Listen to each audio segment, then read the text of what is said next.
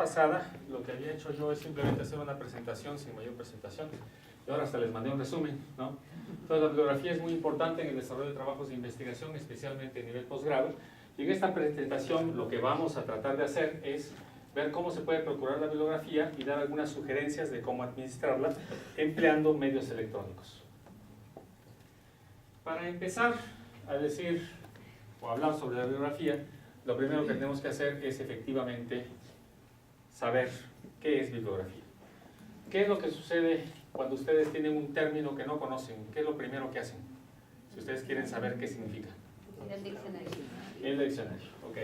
Entonces, para ir al diccionario, aquí tengo dos versiones. La versión de arriba es un diccionario, es la wiki, y a ustedes les dice efectivamente lo que es la bibliografía. Y en la versión de abajo tengo a la Enciclopedia Británica. ¿Por qué tomé estos dos ejemplos? ¿Qué diferencias hay entre uno y otro? En bibliografía, y esto lo vamos a ver a continuación, es muy importante qué tan certera, qué tan confiable es la información. Si ustedes recurren a una fuente como la wiki ya tiene mecanismos para verificar que la información que presentan sea razonablemente confiable, pero no es tan confiable como cuando ustedes tienen un panel de editores, como sí sucede en el caso de la Enciclopedia Británica. En el caso de la Enciclopedia Británica hay un panel de editores que lo que hacen es efectivamente revisar todos y cada uno de los conceptos lingüísticos, los conceptos científicos, y todos tienen que pasar por una revisión estricta de este panel, que además es un panel de personalidades reconocidas en cada uno de sus campos. ¿Quién necesita de bibliografía? ¿No? ¿Este hombre necesitaba de bibliografía? Pues a lo mejor la necesitaba, ¿verdad? Pero en su tiempo todavía no existía. ¿Por qué no existía? ¿Cuándo aparece realmente la bibliografía? Pues realmente cuando aparece la escritura. Si no existe un método de escritura, entonces ustedes no tienen un método de registro y por lo tanto no tienen ustedes una posible bibliografía. Bueno, entonces, ahora que ustedes ya saben que se necesita un método de escritura, por favor léanme lo que está escrito ahí. ¿Qué es eso? ¿Alguien lo reconoce? WhatsApp. Son las primeras líneas de Gilgamesh. No, esa es escritura cuneiforme de Babilonia. Una de las primeras escrituras que aparecieron. Entonces, lo importante no solo es que la cosa esté escrita, sino que nosotros además también la podamos leer y la podamos entender. ¿Ok? Uy, esto debió haber salido realmente con otras letritas, ¿no? Ok. Vamos a ver. ¿Cómo se aprende la nueva información? Ustedes, si ya llegaron al nivel posgrado, me imagino que es porque sí pasaron por los niveles anteriores, ¿no? Entonces, en algún momento, alguna información que han recibido en algún nivel anterior debe haber sido nueva. ¿Cómo se aprende la información nueva? ¿No? Estamos acostumbrados en la escuela a que la información proviene del maestro. Entonces, el maestro es el que les da a ustedes la información nueva. El maestro es, o debiera ser en sí, una autoridad y debería estar bien documentada, ¿no? Si esta autoridad no está bien documentada, de todas maneras el maestro se va a basar en algún libro de texto. El libro de texto también se supone que es una referencia, y por ser una referencia también debe estar suficientemente probada. Esto a veces no sucede. Yo he agarrado libros de texto de la SEP y he encontrado cada cosa que, bueno, sí parece que efectivamente no fue lo suficientemente revisada, al menos no en mi opinión. Y una cosa que no sucede en los niveles iniciales de educación es que se utilicen diccionarios o enciclopedias, ¿no? Típicamente cuando ustedes empiezan a agarrar una enciclopedia, ¿en qué edad es? A ver, levanten la mano los que alguna vez han agarrado alguna enciclopedia. Ok, sí, ya no. Hay gente que no se quiso quedar mal, ¿no? O sea, sí, yo sí he agarrado una enciclopedia. Ok, vamos a preguntar de este lado, ¿a qué edad agarraron esa enciclopedia? ¿5 años? ¿10 años? ¿15 años? 10 años. No, yo creo que un poquito más. Cuando entraron ya a la secundaria, difícilmente entraron a con 10 años a la secundaria. Entonces, en la secundaria es el primer momento en el cual ustedes pueden tener contacto con una enciclopedia, ¿no? Entonces los ponen ahí a buscar quién sabe qué en una pila de libros que dicen que son enciclopedia, y entonces esa cosa resulta tediosa, ¿no? Porque hay como que 2000 páginas o 3000 páginas por cada tomo, y las enciclopedias no suelen ser precisamente delgadas, ¿no? Ni tampoco con 2 o 3 tomos. Británica tiene creo que como 28 tomos. Ok, así es como se aprende la nueva información. Ahora, ¿cómo se genera la nueva información?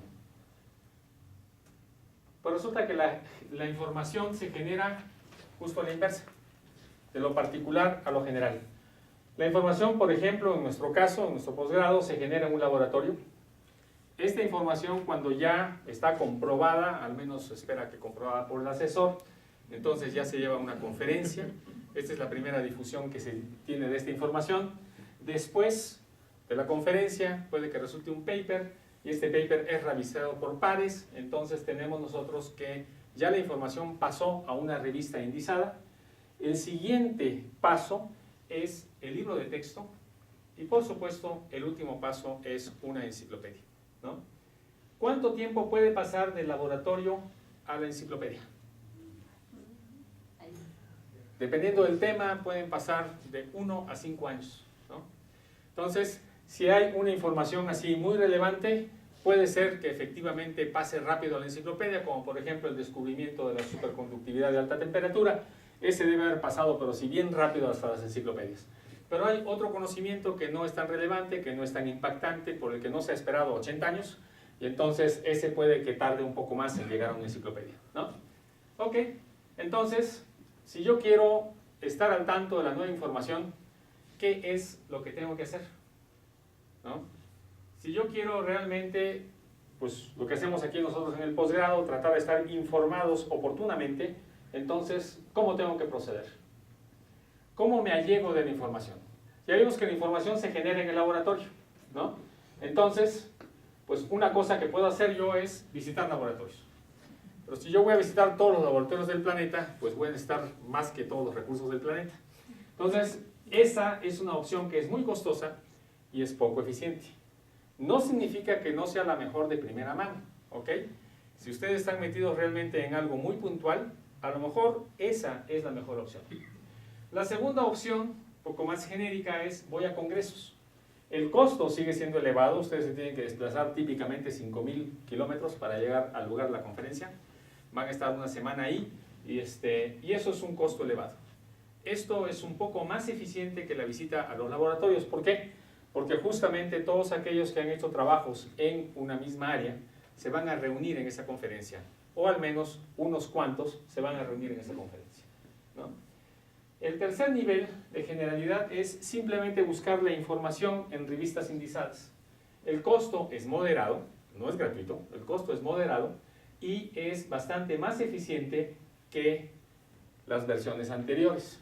Sin embargo, tiene un costo, ¿sí? Y el costo es que hasta que la información de un congreso llega a una revista, entonces pasa tiempo.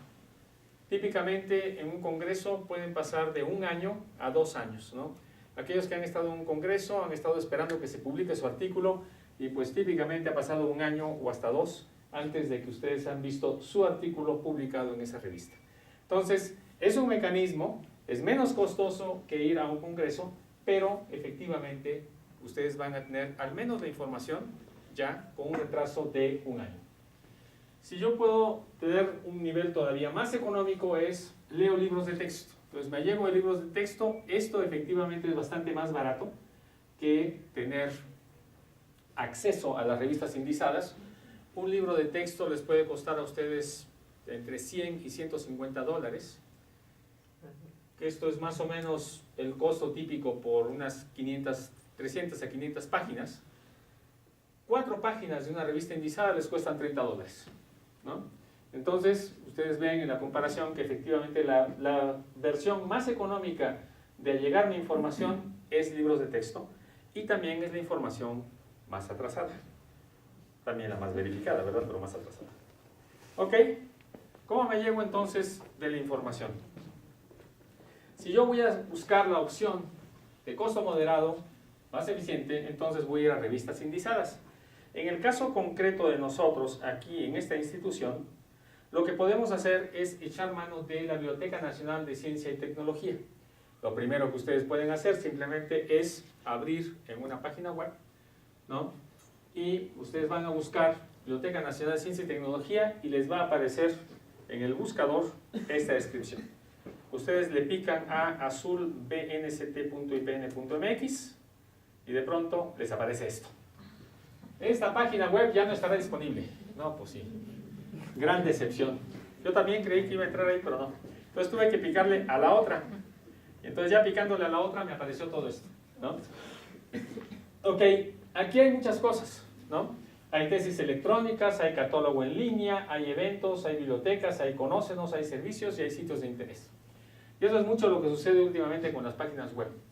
Se pone de moda un determinado diseño, después se pone de moda otro diseño, entonces cambian todas las cosas y pues encontrar realmente dónde está el acceso al catálogo que nosotros queremos no resulta sencillo. Ok, me metí a base de datos y en bases de datos entonces ya aparece todo este desplegado. En el caso de nuestra institución, estas son las bases de datos de información a la que la institución directa o indirectamente está suscrita, ¿no? Entonces ahorita les voy a dar unos ejemplos de cómo se busca la información en estas bases de datos. Concretamente, lo que hice es buscar líneas más abajo, o sea, ahí un poquito más abajo, encuentro Springer Protocols, ¿no? Yo no había visto antes Springer Protocols y aquí dice 33,000 protocolos de laboratorio. Entonces dije, ya la hice. Yo en qué estoy interesado, puede que lo personal esté interesado en algo tan banal como tungsteno. Y entonces dije, no, pues ya aquí va a venir la receta de cómo preparar una buena superficie de tungsteno. Abro la información, pues tarda un poco, mi computadora es lenta, y entonces de pronto me encuentro con que efectivamente hay protocolos, pero solamente en bioquímica, biotecnología, biología celular, imagenología y demás. Pues yo no encontré la manera de buscar tungsteno por aquí, pero en fin. Entonces decidí que, pues no. Esto les puede suceder que simplemente cada una de las bases de datos esté especializada. Esta base de datos de protocolos evidentemente está especializada en las ciencias biológicas, ¿no? Neurociencias y demás. Ok, bueno. Otra manera de entrar es, en otra de las pestañas, ustedes pueden entrar a Scopus. Scopus les permite a ustedes hacer, este es un motor de búsqueda, les permite a ustedes hacer búsquedas, tanto de información como de la información de algún determinado autor, ¿no? Es más, ustedes tranquilamente aquí a través de Scopus pueden buscar toda la información que su asesor ha publicado alguna vez. No solamente va a estar la información de revistas indizadas, van a estar también muchas de las presentaciones en congresos, ¿sí? Entonces, bueno, conferencias que no estén referidas, esas sí nos van a encontrar, pero ustedes van a encontrar aquí no únicamente artículos publicados, sino también presentaciones en congresos. Entonces ustedes pueden saber todo lo que su asesor ha hecho o no ha hecho. Entonces, aquí lo que hice fue efectivamente poner, por ejemplo, pulido de tungsteno. Y entonces, después de poner pulido de tungsteno, lo puse a buscar y de pronto me sale así como 692 documentos. Yo no entendí muy bien cómo hizo las búsquedas, pero por ejemplo aparece Silicon Carbide, ¿no? Y cosas por el estilo que no pues exactamente eran tungsteno, ¿no? Entonces, ¿qué es lo que uno puede hacer después?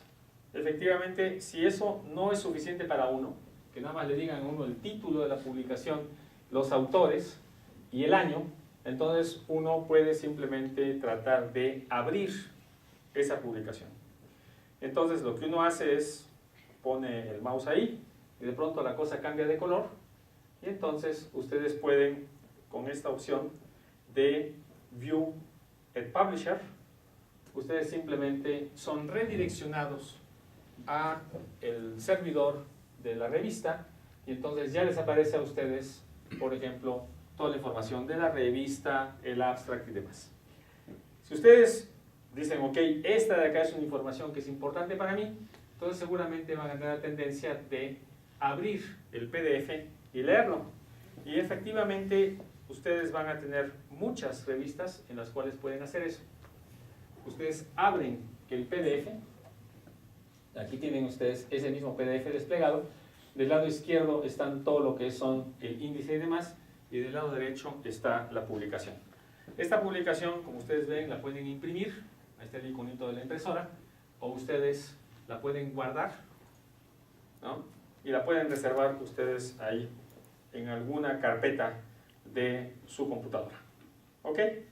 Entonces, hasta aquí hemos visto una manera de llegarnos información, y esta es la manera de llegarnos información de las bases de datos que tenemos en esta institución.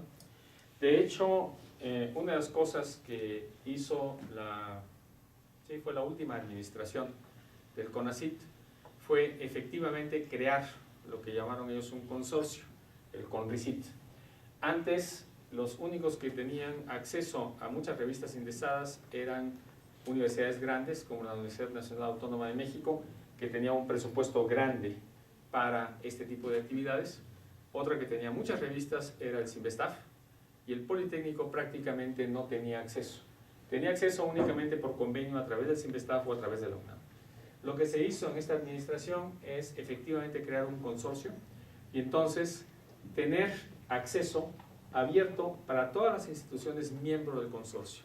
Entonces, en vez de que cada institución comprara el acceso a una determinada revista por su cuenta, lo compraba el CONACYT con las aportaciones de los diferentes socios, y de esa manera es como nosotros ahora tenemos acceso a una enorme variedad de artículos. Ok. ¿Preguntas hasta aquí? ¿Qué hacer en el caso de que de pronto uno se mete a Scopus? Scopus tiene una cobertura bastante grande y uno le pica ahí a la revista, aparece el abstract y uno aquí le pica ahí el PDF y le dice a uno que pues no, uno no está registrado como para poder bajar gratuitamente el PDF. En esos casos existen algunas opciones. La primera, no la más económica, es simplemente pagar los entre 30 y $200 por artículo, ¿sí? Hay artículos que pueden llegar a costar $200 las 4 páginas. ¿Okay? Eso va a depender mucho de la revista. Entonces lo que ustedes pueden hacer es simplemente agarrar su tarjeta de crédito, es más amable con tarjeta de crédito, ¿no? Entonces ustedes ponen todos los datos de la tarjeta de crédito, ustedes reciben entonces el descuento de $30 en su tarjeta de crédito, pagan por esa copia y efectivamente ustedes ya pueden descargar una sola vez el PDF, ¿no? Esperemos que no haya interrupciones de internet, porque si en ese momento entonces ustedes no bajaron el PDF, pues ¿qué creen? Van a tener que volver a pagar otros $30. Esa es una opción. Esa es la más rápida, no la más económica. Ustedes pueden también simplemente hacer la investigación y buscar el correo electrónico de alguno de los autores. Por ejemplo, el autor de este artículo es Wright. Entonces ustedes simplemente pueden buscar a Wright dentro de la institución que hizo esta publicación y enviarle un correo y solicitarle que amablemente les envíe a ustedes una copia, ¿no? Del otro lado, lo que le van a preguntar a ustedes es quién, cuándo, cómo y dónde, ¿no? ¿Por qué? Porque en principio, si hay una revista que lo está publicando, el autor no debería permitirles a ustedes una copia. Lo puede hacer solamente si es que es para uso académico, lo que se espera, y con el compromiso de que ustedes no lo transmitan a terceros, ¿no? Ese ya es un compromiso personal. Entonces, si ustedes lo transmiten a terceros, sí están ustedes infringiendo las reglas de derechos de autor. ¿Ok? Entonces, existen varias maneras de allegarse de la información, así ustedes no la tengan, no tengan un acceso directo, y efectivamente unas opciones pueden ser más económicas que otras, algunas opciones pueden llegar a ser mucho más tardadas, ¿no? Otra de las cosas que ustedes pueden hacer es, pues tienen ustedes algún cuate que está trabajando en alguna universidad del extranjero, donde sí están suscritos a esa revista, entonces ustedes le envían un correo, entonces le piden a él que se tome el trabajo de hacerles una copia y de enviarles por correo electrónico la copia, ¿no? Entonces, eso también puede ser más tardado. ¿Por qué? Porque me imagino que el cuate de ustedes no está precisamente ocioso esperando que ustedes les pidan una copia, ¿no? Ok, bueno, entonces ya me allego de la información. Listo, ya hice mi investigación y para el tema que yo quería, que era pulido de tungsteno, tengo 50 revistas. Entonces, ¿qué es lo que hago? Pues muy fácil, los pongo en mi carpeta, y entonces así más o menos se va a ver, ¿no? Esta de acá nada más es una colección de, ¿cuántas? 12 PDFs, o sea, 12 artículos de una misma revista. Bueno, pues una se llama Journal Fusion, Energy, una es del 98, otra es del 2001, pero ¿qué es lo que contiene? ¿No? ¿Cómo sé yo aquí quién es el autor, de qué trata el artículo y si es relevante o no para este tema en particular, ¿no? Que es Pulido Tuxen? Entonces, lo que sigue a continuación es cómo organizo la información. ¿Qué cosas puedo hacer yo para organizar la información? Y como dijimos al principio, ¿no? Utilizando medios electrónicos.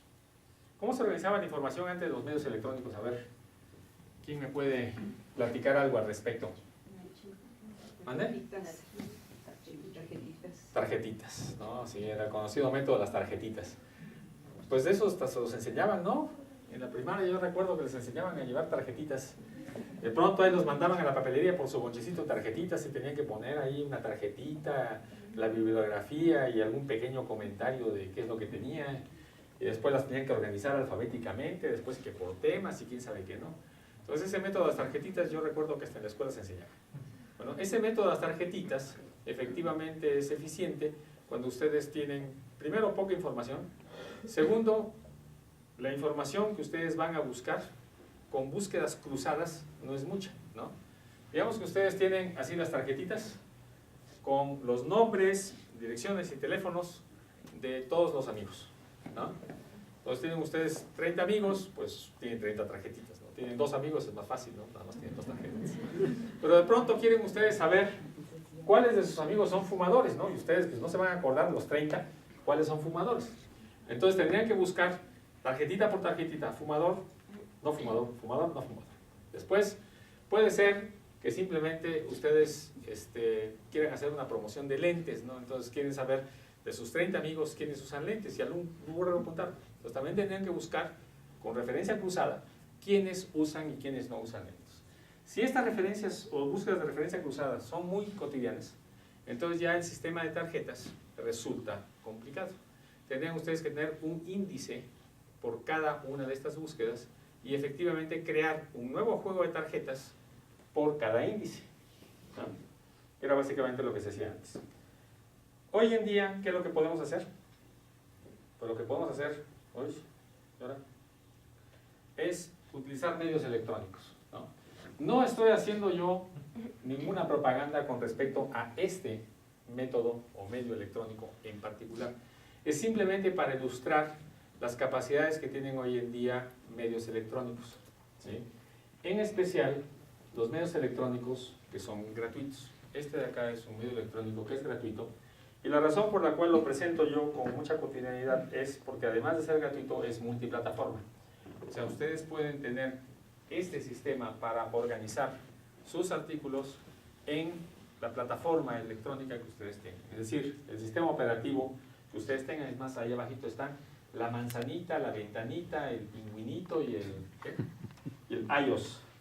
Ese sí no sé qué sea, porque ese no parecía pingüinito. Ok, entonces lo primero que ustedes van a hacer es pues simplemente abrir esto, y cuando ustedes abren esto, les pregunta a ustedes si ya tienen alguna cuenta. En este caso esta es mi cuenta. Entonces pueden entrar a la cuenta, si no, simplemente pueden crear una cuenta. ¿Para qué crean ustedes una cuenta? Pues para meter esta información, ¿no? En este caso, esta es alguna de la información que tengo yo organizada en Mendeley. ¿Qué es lo que tengo? Tengo, por ejemplo, ese artículo que dice The Next Generation of Refrigerants. Y tengo ahí al primer autor y tengo la revista en la cual apareció. Entonces, aquí a la derecha tengo yo los datos más detallados de justamente ese registro que tengo yo de mi literatura. Entonces, tengo yo los diferentes autores, cuándo apareció y pues también el archivo, ¿no? El archivo donde está el PDF tiene el orden de 680 kilobytes. Entonces, ¿por qué esto es conveniente? Esto es conveniente porque para empezar ya tengo ahora un lugar donde los archivos en PDF que tengo, ¿sí? Puedo simplemente ver el título, puedo ver el autor, puedo ver el contenido. Si ustedes se fijan del lado izquierdo, existen folders, sólido gas y tungsteno. Entonces, yo le puedo adjudicar a cada uno de esos artículos que tengo algún índice que yo mismo creo, ¿sí? Por ejemplo, los artículos que tienen que ver con sólido gas y dentro de sólido gas los que tienen que ver con tungsteno. Entonces yo marco, ¿sí?, en la categoría correspondiente cuáles son los que tienen que ver con tungsteno. Entonces la siguiente vez que yo quiero únicamente sacar todos los que tienen que ver con tungsteno, lo que hago es simplemente le hago clic a la palabra tungsteno de este lado y entonces me queda en la base de datos que yo estoy viendo únicamente los que tienen tungsteno, ¿no? Y de esta manera lo puedo yo organizar un mismo artículo con tantos índices como yo quiera, ¿sí? Entonces ahí puedo poner a los fumadores que usan lentes, y todas las características que tiene cada quien. Entonces cada vez que yo quiero hacer una búsqueda cruzada, eso resulta bastante más fácil. Ok, ahora, bueno, ya tengo esto, pero pues nada más tenerlos organizados como las tarjetitas, a lo mejor no es lo más conveniente. A lo mejor yo quiero simplemente, de pronto, ok, encontré este artículo en particular y yo quiero ver su contenido, ¿no?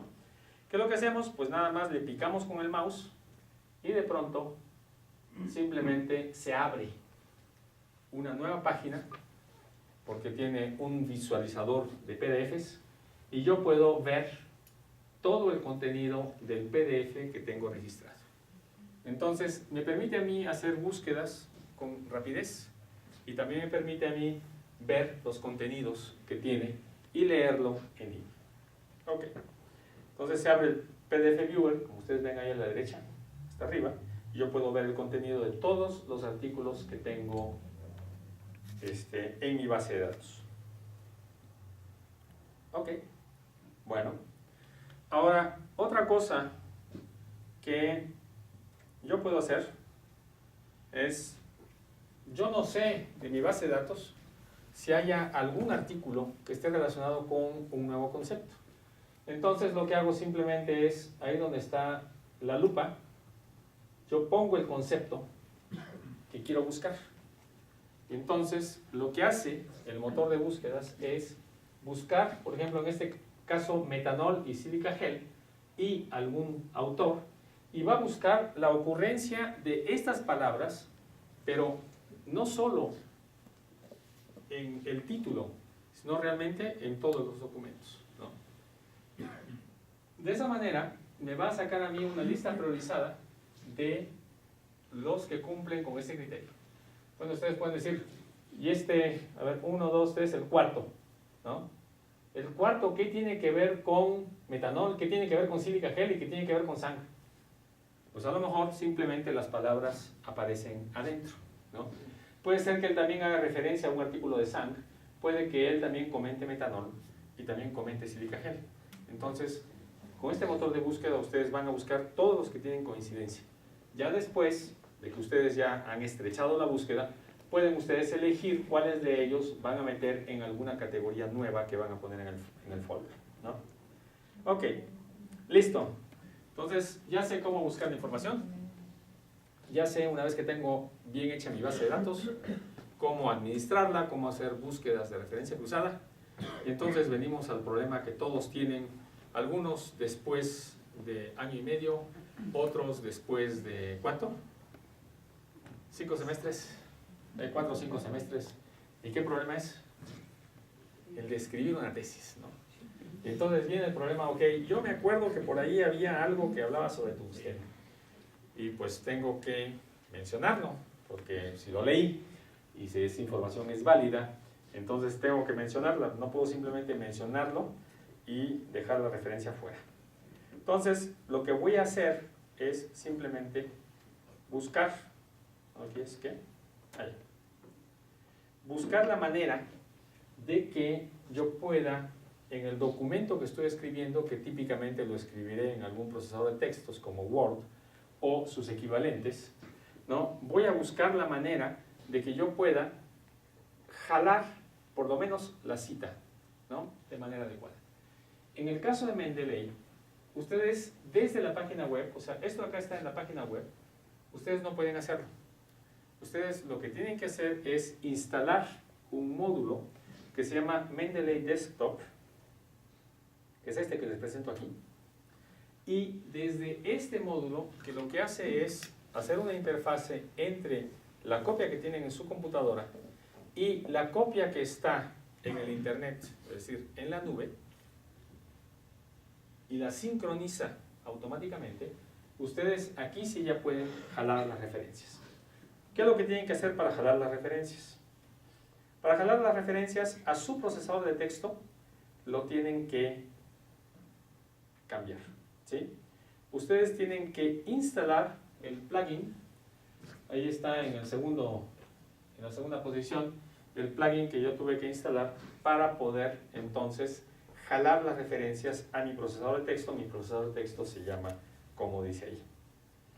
Entonces me voy a mi procesador de texto y en mi procesador de texto, una vez que ya he instalado el plugin, le pico a que me jale la cita y después de que le pido esto, entonces me aparece esta pequeña ventanita y me dice, ¿de dónde la quieres sacar? ¿De tu biblioteca o la quieres sacar de Mendeley? Entonces yo le digo que la quiero sacar de Mendeley. Aparece entonces ahora en Mendeley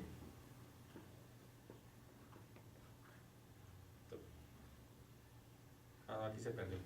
Ok. A la derecha de Sync aparece una nueva tecla. Y esa tecla es justamente la de copiar la cita. Dice citar. Entonces, ustedes le pueden marcar una o varias de las revistas. Mendeley permite que ustedes hagan citas multitudinarias, ¿sí? Y entonces, ustedes una vez que ya eligieron todas las revistas que quieren citar, le presionan a la tecla que en este momento no aparece de arriba, que dice citar, y entonces a ustedes ya la cita les aparece sí en el texto, ¿no?